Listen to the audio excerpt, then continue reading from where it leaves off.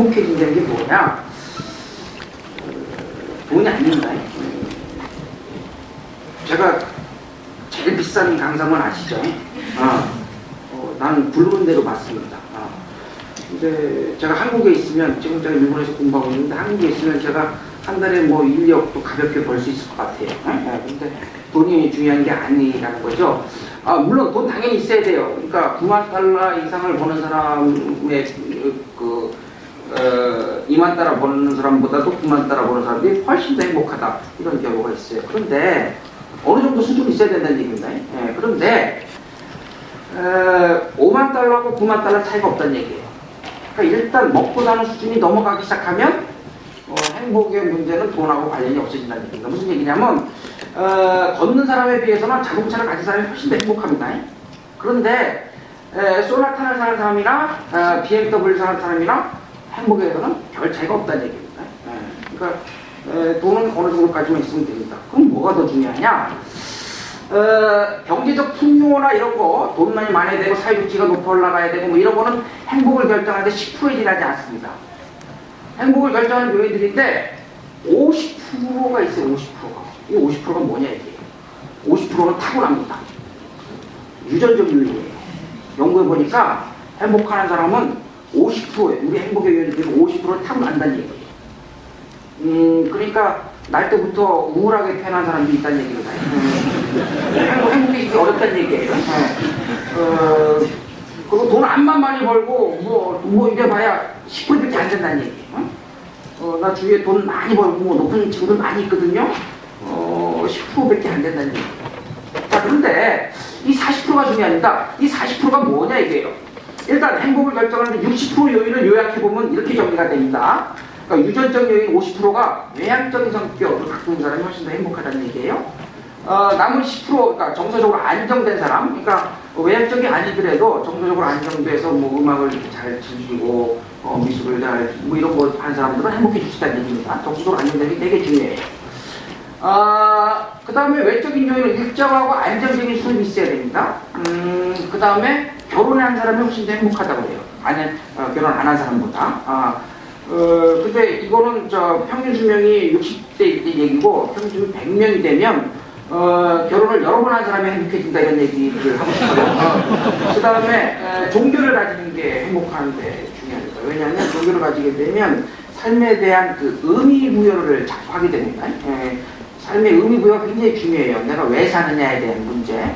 종교를 가진 편이 훨씬 의미부여가 잘 된다는 얘기고요. 그 다음에 건강하게 잘해요. 그 다음에 민주적인 국가에 살아야 되고.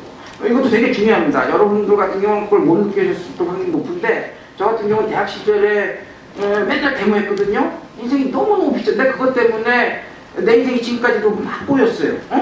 이게 그러니까 내 나이 또래 이상의 그러니까 지금 50대, 60대 남자들은 심리학적으로 정상이 아닙니다.